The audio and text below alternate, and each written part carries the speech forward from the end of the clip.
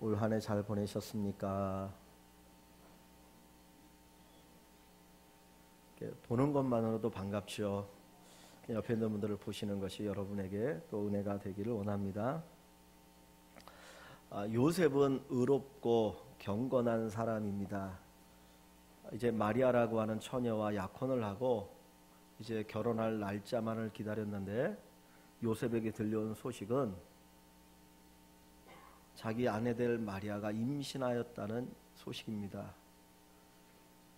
그 이야기를 듣고 이 요셉은 고민에 빠지는 겁니다. 왜냐하면 자기와의 관계에서 아이가 임신된 게 아니었기 때문에 정말 이 여인을 아내로 맞이해야 되는가 고민할 때에 꿈속에 하나님이 천사를 보내셔서 마리아가 임신한 아이는 하나님의 아들 그리스도라고 가르쳐 줍니다. 그래서 결국 그 아이를 낳게 되어지고 오늘 우리의 구주 예수 그리스도이시죠.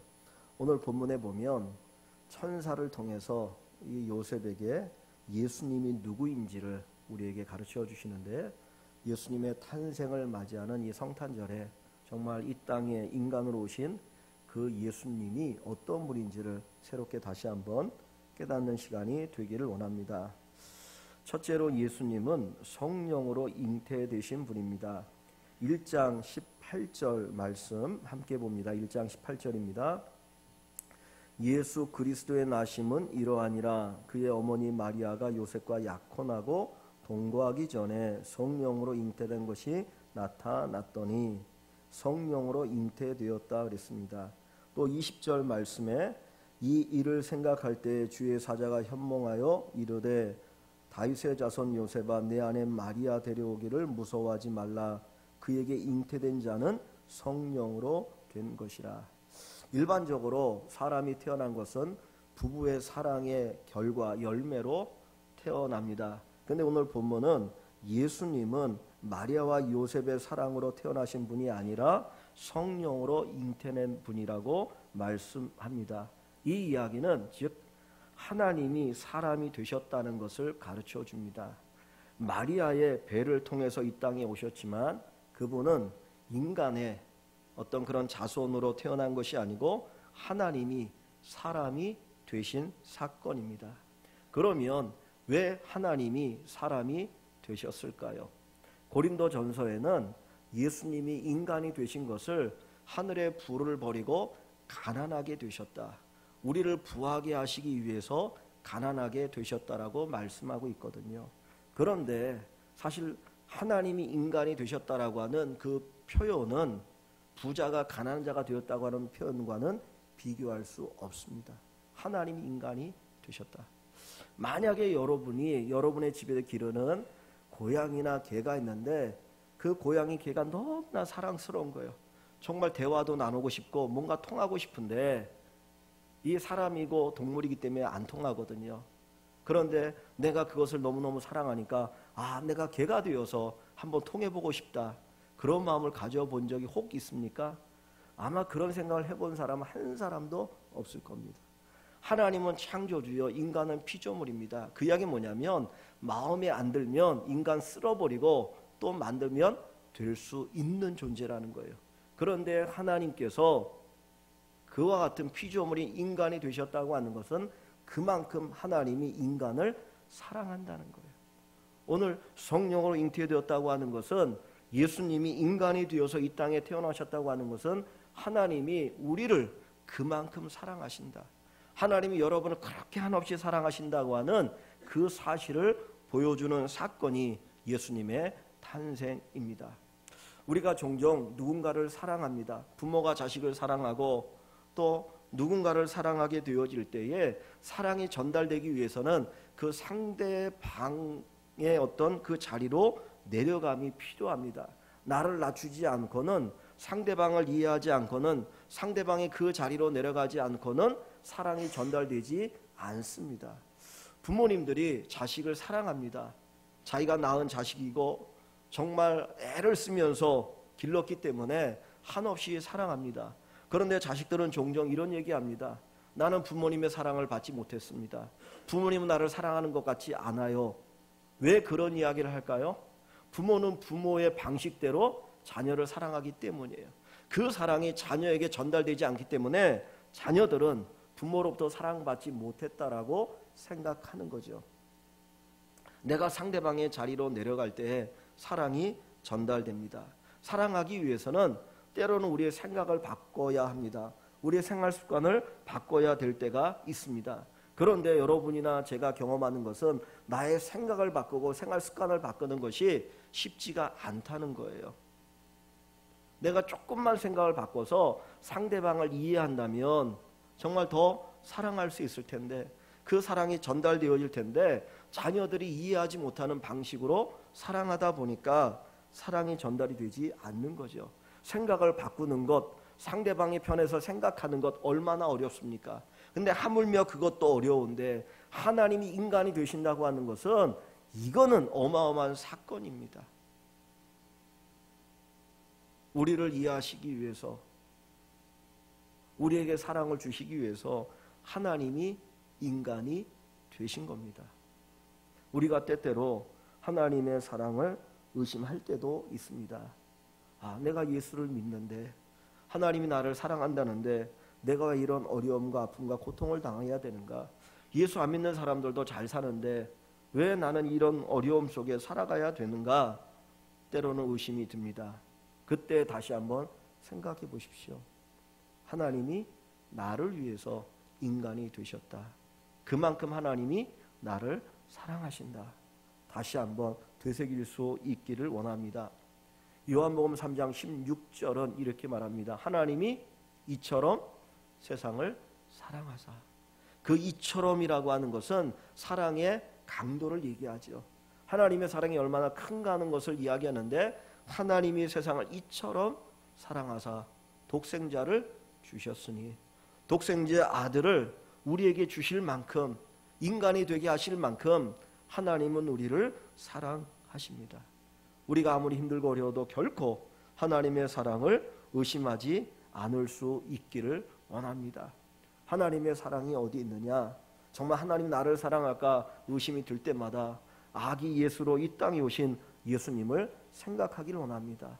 예수님 자신이 하나님의 사랑의 증표입니다. 로마서 5장에는 한 걸음 더 나가서 하나님의 십자가에서 하나님의 사랑을 확증하셨다 그랬어요. 예수님의 탄생과 십자가는 하나입니다.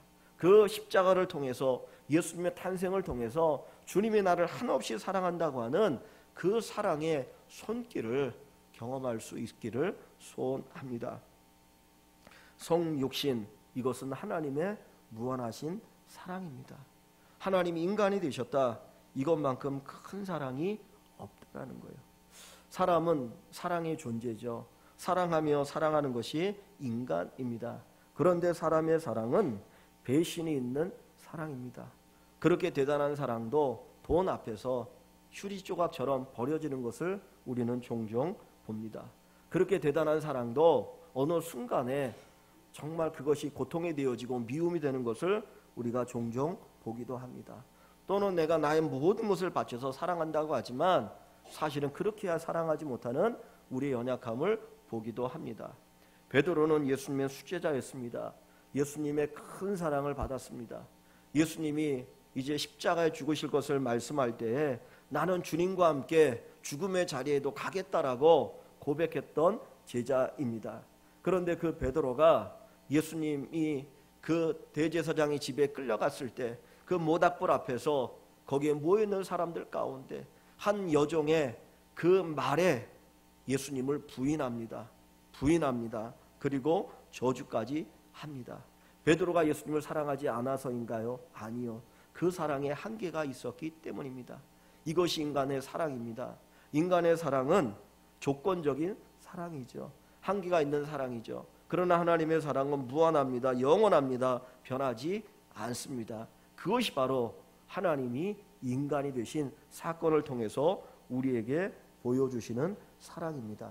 오늘 우리가 성탄을 맞이하면서 먼저는 하나님이 나를 사랑하신다, 하나님 나를 한없이 사랑하신다라고 하는 이 하나님의 사랑을 새롭게 다시 한번 깨닫는 은혜의 시간이 되시기를 주의 이름으로 간절히 축원합니다. 두 번째로 예수님은 하나님의 아들 예수님은 예수라는 이름으로 이 땅에 오신 분입니다. 1장 21절 말씀을 우리 한번 같이 봅니다. 1장 21절입니다. 아들을 낳으리니 이름을 예수라 하라. 이는 그가 자기 백성을 그들의 죄에서 구원할 자이심이라 하니라. 아멘. 예수, 이 예수라는 이름은 구약 성경에는 여호수아 또는 호세아라고 그렇게 불려집니다. 같은 이름인데 구약에서는 여호수아로 또는 호세아로 그렇게 발음이 돼요. 신약에서는 예수라고 이렇게 발음이 됩니다. 이 예수라는 이름의 뜻은 여호와는 구원이시다, 여호와는 구원이시다라고 하는 뜻을 가진 이름입니다. 왜 예수님이 하나님의 아들이 이 땅에 오실 때 예수라고 하는 이름을 가지고 이 땅에 오셨는가? 그것은 그분의 삶의 목적을 보여주기 때문입니다. 21절을 다시 한번 보시면 아들을 낳으리니 이름을 예수라 하라. 왜 예수라고 하느냐면 이는 그가 자기 백성을 그들의 죄에서 구원할 자이심이라. 자기 백성을 죄로부터 구원하기 위해서 이 땅에 오신 분이라고 하는 것을 말씀해 주고 있는 겁니다. 죄 문제를 해결하기 위해서 예수님이 이 땅에 오셨습니다. 인간의 근본적인 문제가 뭘까요? 인간은 이 땅에 태어나서 죽을 때까지 많은 문제를 가지고 살아갑니다. 그런데 그 수많은 문제들의 가장 근본 원인은 무엇입니까? 성경 분명히 이야기합니다. 죄라고 이야기합니다. 아담이 범죄하기 전에는 인간은 행복하게 살았습니다. 문제 없이 살았습니다. 하나님이 창조하신 그 에덴 동산에서 하나님이 만들어 놓으신 모든 것을 누리며 만족하며 살았습니다.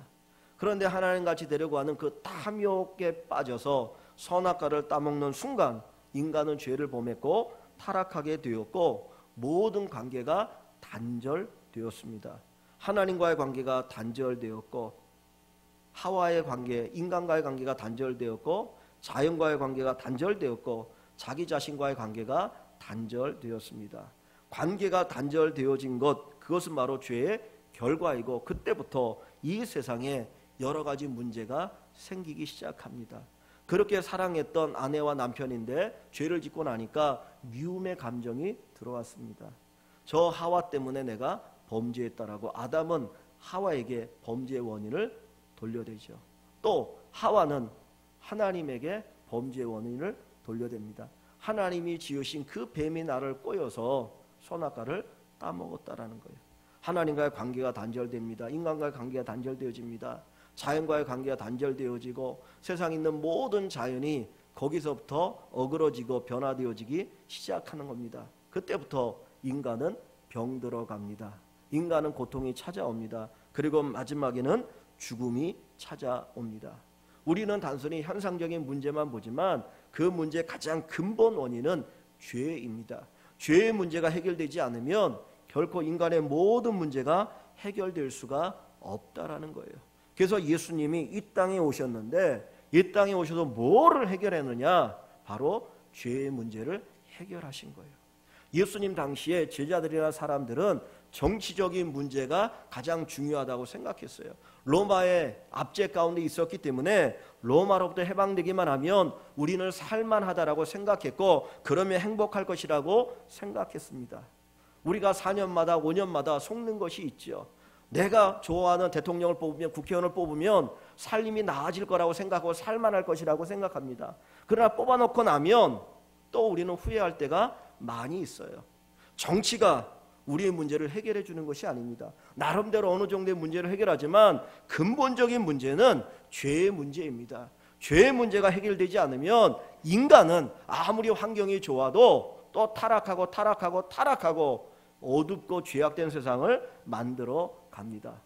과거에 비해서 오늘 우리가 살고 있는 시대는 얼마나 발전했습니까? 지식적으로 많은 발전이 있습니다. 과학적으로 많은 발전이 있습니다. 의학적으로 많은 발전이 있습니다. 과거에 비교해서 어마어마한 것들을 누리고 살아가지만 많은 분들의 입에서 나오는 탄식은 살기 어렵다라는 거예요. 살기 어렵다. 우리가 좀 전에 김대영 집사님이 뭐 승주 얘기를 했는데 그 아직 초등학교 들어가지 않아도 못 살겠다 그러고 중고등학교 다니는 아이들도 못 살겠다 그러고 청년들은 실업 문제 때문에 못 살겠다 그러고 어른들은 어른들대로 못 살겠다 그러고 우리 권사님 볼 때마다 안타까운 게 손주들 보느라 고생하는 거 보니까 또 그것도 못 살겠고 뭐 이래저래 괴로워요.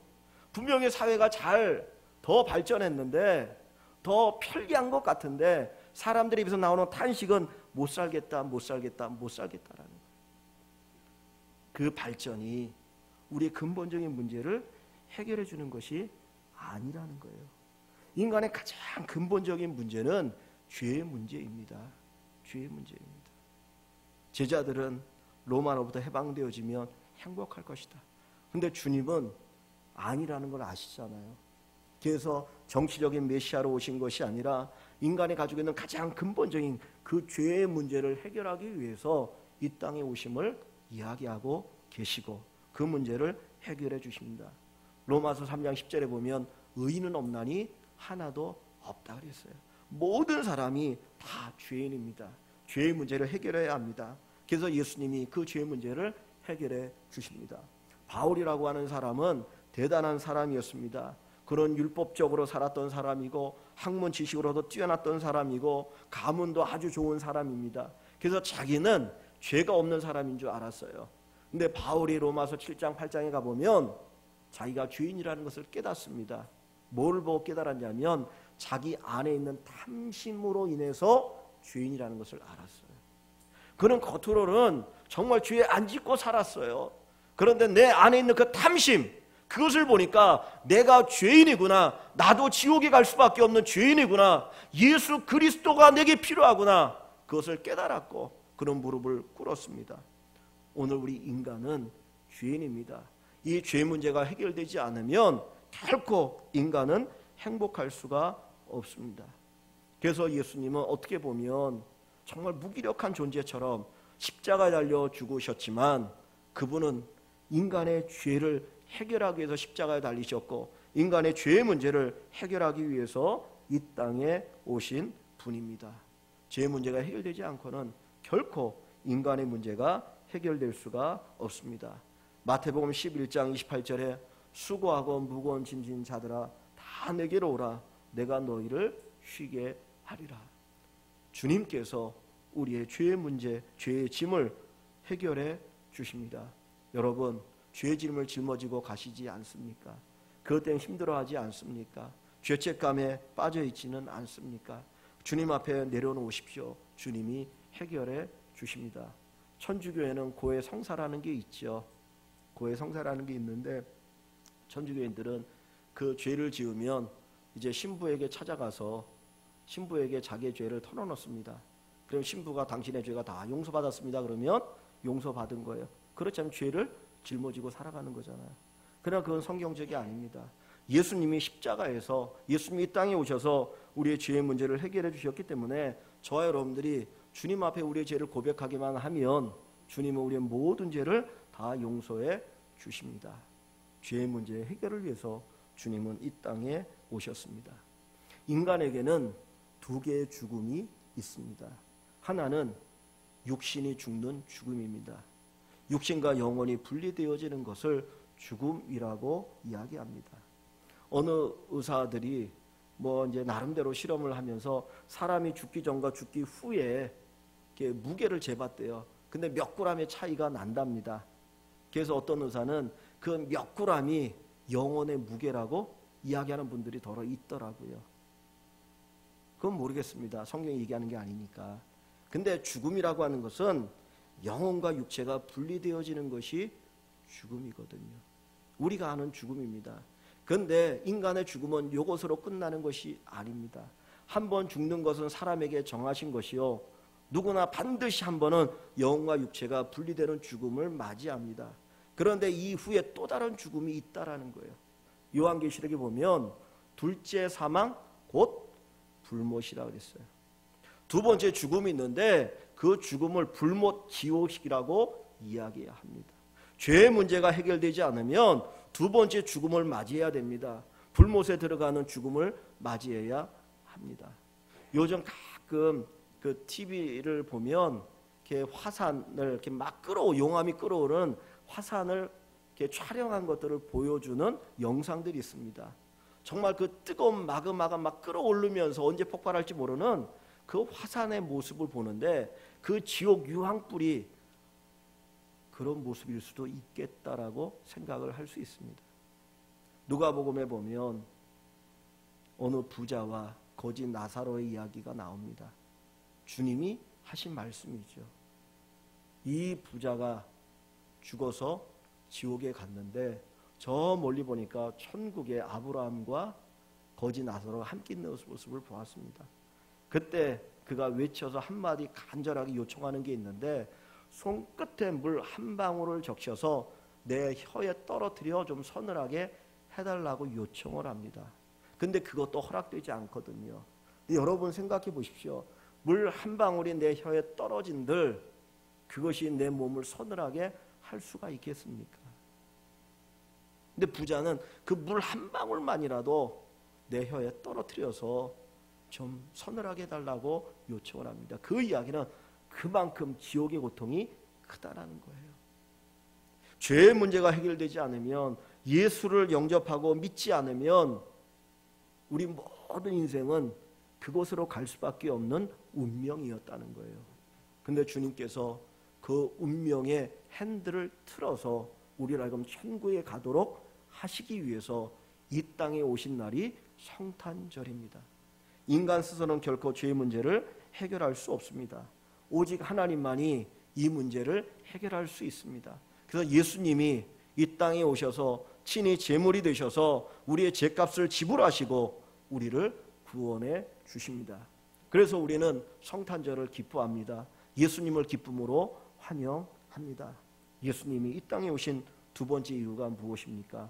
그것은 바로 우리의 죄의 문제를 해결하기 위해서 오셨습니다. 죄의 문제 해결받으신 여러분들, 하나님을 찬양하고 하나님을 기뻐하고 정말 주님이 이 땅에 오심을 감사하는 귀한 성탄절을 보낼 수 있기를 주의 이름으로 간절히 축원합니다. 세 번째, 예수님은 누구입니까? 그분은 임마누엘이라고 하는 또 다른 이름을 가지고 계신 분입니다. 22절과 23절 말씀을 함께 봅니다. 22절, 23절. 이 모든 일이 된 것은 주께서 선지자로 하신 말씀을 이루려 하심이니 이르시되 보라 처녀가 잉태하여 아들을 낳을 것이요 그의 이름은 임마누엘이라 하리라 하셨으니 이를 번역한즉 하나님이 우리와 함께 계시다 함이라. 아멘. 자, 예수님의 또 다른 이름이 있는데 임마누엘입니다. 임마누엘. 이 임마누엘의 뜻이 뭡니까? 하나님이 우리와 함께 계시다. 하나님이 우리와 함께 계시다.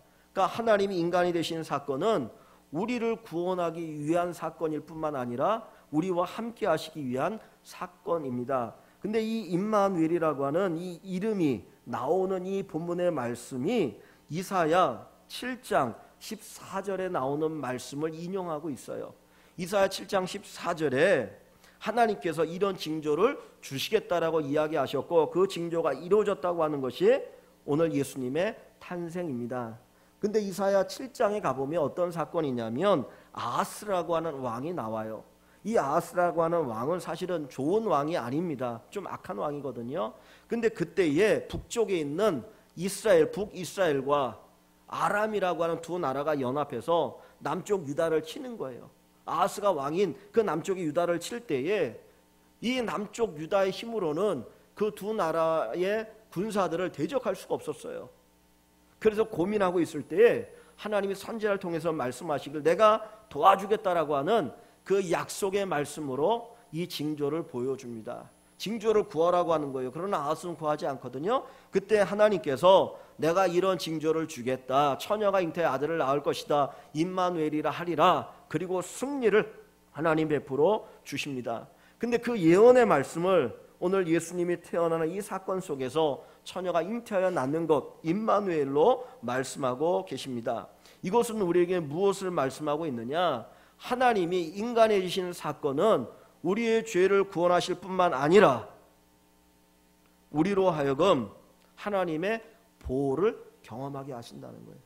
주님이 우리와 함께 하심으로 우리를 위해서 일하시고 역사하시고 지키시고 보호해 주십니다. 우리를 죄로부터 구원하시고 이제 네가 알아서 살아라가 아니라 주님이 우리가 천국 가는 그 날까지 항상 우리 곁에서, 아니 우리 안에서 우리와 더불어 동행하시고 우리를 지키시고 보호해 주십니다. 여러분, 인생은 혼자 사는 거지만 혼자 사는 게 아니에요. 정말 내가 사랑하는 사람도, 내 가까이 있는 사람도 내가 정말 필요할 때는 나를 도울 수 없습니다. 그러나 나 혼자 가는 게 아니고 내 안에 예수 그리스도가 우리와 더불어 동행하십니다. 그분이 여러분과 함께 하시기 때문에 여러분은 그분을 통해서 보호를 받을 수 있고 위로를 받을 수 있고 안전을 누릴 수가 있습니다. 저희 둘째 정환이가 고등학교 2학년입니다. 남자아이죠. 근데 어느 순간부터 그런 생각이 들더라고요. 옆에 있으면 든든해요. 그 전까지는 뭔가를 돌봐줘야 되고 엄마 아빠가 돌봐주지 않으면 아무것도 못할 것 같은 그런 어린아이처럼 느꼈는데 어느 순간부터는 그냥 옆에 있는 것이 제게 든든하고 위로가 되고 힘이 되어지는 그런 것을 저도 모르게 이렇게 느끼게 되더라고요. 아마 많은 분들이 그런 거를 경험하리라 생각합니다. 나이가 먹으면 먹을수록 자식이지만 그 자식이 옆에 있을 때 뭔가 위로가 되고 힘이 되고 또 격려가 됩니다.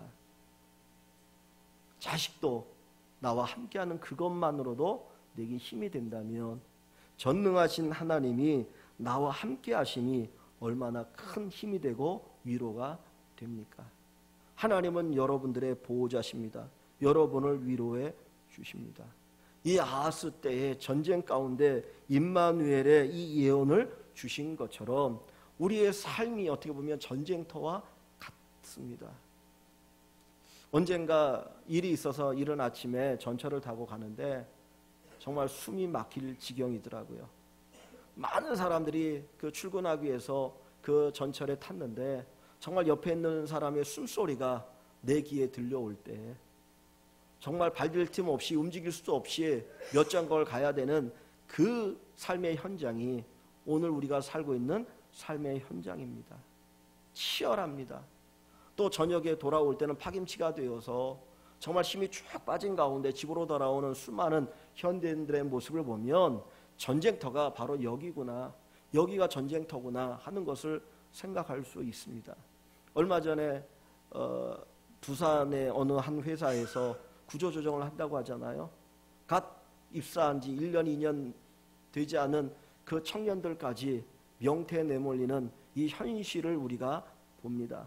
올해도 경제가 어렵다고 합니다. 내년엔 더 어려울 거라고 하는 전망이 있습니다.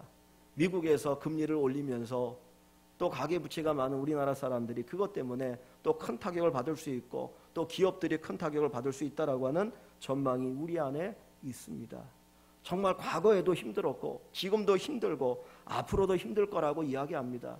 그러나 우리에게는 전능하신 하나님이 계십니다. 하나님 우리 곁에 계십니다. 우리와 동행하십니다. 그 상황 속에서도 하나님 우리를 지키시고 보호해 주신다고 약속하고 계십니다. 우리가 너무나 잘 아는 예화가 있지요. 어떤 한 사람이 바닷가에 모래사장을 걷고 있었습니다. 뒤를 돌아보니까 두 개의 발자국이 쭉 있습니다. 하나는 자기의 발자국이었고 하나는 예수님의 발자국이었습니다. 그는 생각합니다. 아, 예수님이 나와 동행했구나. 아, 행복했다라고 생각했죠. 근데 어느 순간에 보니까 발자국이 두 개가 아니라 하나밖에 없었어요. 그때를 곰곰이 생각해 봅니다. 야, 발자국이 하나일 때는 어느 때였던가? 보니까 너무나 힘들고 어려울 때였어요. 정말 자기가 정말 살 희망을 잃어버릴 만큼 고통스러운 때 발자국이 하나였습니다. 그때 문득 생각합니다. 아니, 내가 이렇게 힘들 때 예수님은 어디 가셨던가? 분명히 평안할 때는 주님이 내 곁에 계셨는데 내가 힘들고 어려울 때 주님은 나를 떠나셨는가? 그리고 예수님에 대한 원망과 불평이 일어납니다. 그런데 주님이 말씀합니다. 내가 너를 떠나지 않았어. 네가 힘들고 어려울 때 내가 너를 업고 걸었단다. 오늘 주님은 우리와 함께 하시면서 우리를 지키시고 우리를 보호하시고 우리를 위로하시고 우리를 격려해 주십니다. 주님이 인간이 되셨기 때문에 우리를 잘 아셔요. 주님이 나와 함께 하시기 때문에 내 형편을 너무나 잘 알고 계셔요. 만약에 하나님이 하나님으로 계시고 인간이 되지 않았다면 우리 아픔과 고통과 눈물을 이해할 수 없을 거예요. 우리도 때로는 내가 그 자리에 가보지 않으면 그 사람의 아픔과 고통을 알 수가 없어요. 그냥 아프겠구나, 힘들겠구나 정도만 생각합니다. 근데 내가 그 자리에 처해 보니까, 내가 아파 보니까 상대방이 얼마나 아팠는지를 알 수 있고 위로할 수 있고 함께 동감할 수 있는 겁니다. 왜 주님께서 인간이 되셨습니까? 그것은 우리의 위로자가 되시기 위해서, 우리의 격려자가 되시기 위해서, 우리를 돕기 위해서 주님이 인간이 되셨고 우리와 함께 하십니다. 예수님은 이 땅에 인간으로 오시는 순간부터 가난하셨습니다. 정말 태어날 곳이 없어서